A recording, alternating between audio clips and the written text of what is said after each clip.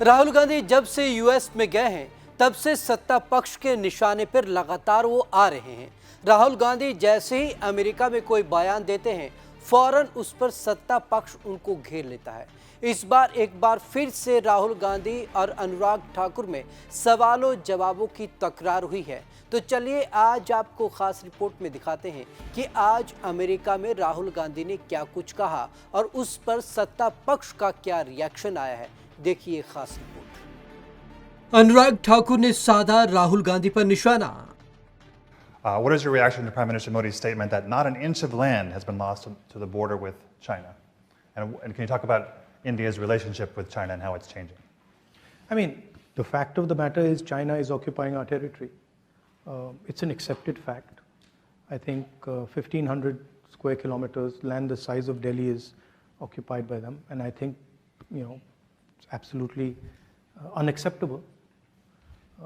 Prime Minister seems to believe otherwise. I don't know. I mean, maybe he knows something we don't know.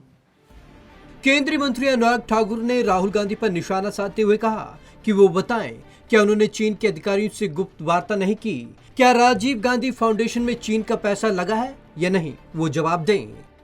देखिए, भ्रष्टाचार के मामले में bell पर श्रीमान राहुल गांधी जी, भ्रष्टाचार के मामले में बेल पर श्रीमान राहुल गांधी जी, जिनकी संसद की सदस्यता भी चली गई, विदेश में जाकर राष्ट्र को अपमानित करने का कोई कदम मौका नहीं छोड़ा।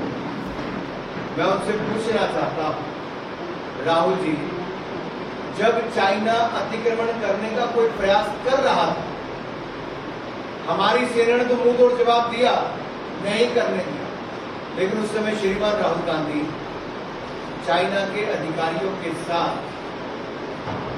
गुप्त वार्ता कर भोजन खा रहे, खान पान चल रहा है, और उनके राजीव गांधी फाउंडेशन में क्या चीन का पैसा लगा, क्या उनकी संस्थाओं ने पैसा दिया, इस पर वो जवाब देते हैं। ये इनके ऐसे प्रायोजित कार्यक्रम हैं जो अभी भी अमेरिका गए हैं, इसकी फंडिंग पर भी कई लोग सवाल खड़ा कर रहे हैं, और इसमें जो शामिल होने गए हैं वो भी भारत विरोधी नारे लगा रहे हैं, भारत के झंडे का अपमान कर रहे हैं, भारत के राष्ट्रगान का अपमान कर रहे हैं, और श्रीमान राहुल गांधी जी पूरे भारत और भारतीय और भारतीयता का दुनिया के दूसरे देश में जाके अपमान करें, विदेश धरती पर।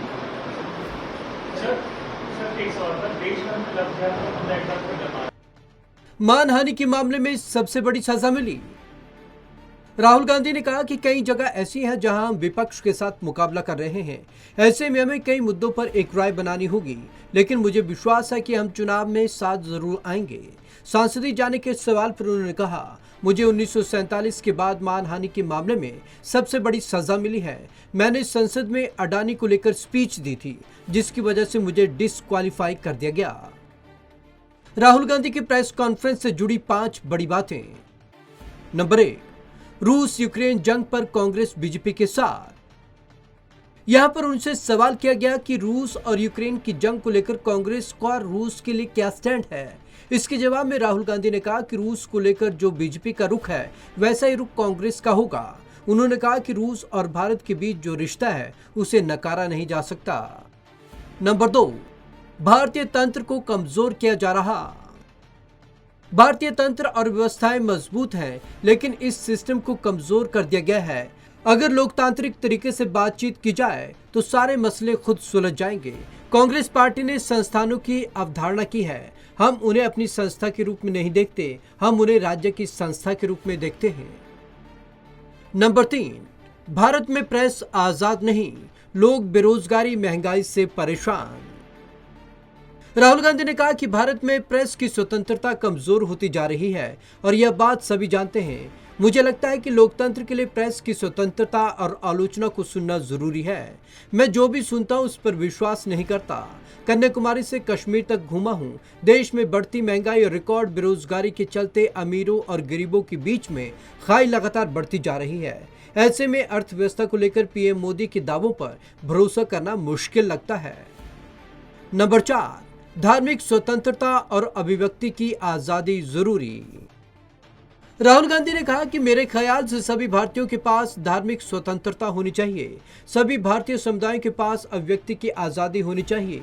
मैंने लोगों के धर्म और जाति के आधार पर उनमें भेद नहीं किया। मैं बचपन से गांधीवादी सोच से बड़ा हुआ हूँ कि भारत क्या है और इसे कैसा होना चाहिए। मैं जान से मारने की धमकियों से नहीं डरता। आखिर सबको एक दिन मरना है, ये मैंने अपनी दादी और अपने पिता से सीखा है। ऐसी धमकियों से डरकर आप रुक नहीं जाते। यहां पर राहुल गांधी ने साफ तौर पर इशारा किया कि पेगासस के निशाने पर वो हैं। उनका फोन लगातार टैप हो रहा है, इसलिए सरकार उनके हर मूवमेंट की जानकारी रखती है। तो आज की इस खास रिपोर्ट में बस इतना ही। विवेक शर्मा को दीजिए इजाजत। नमस्कार।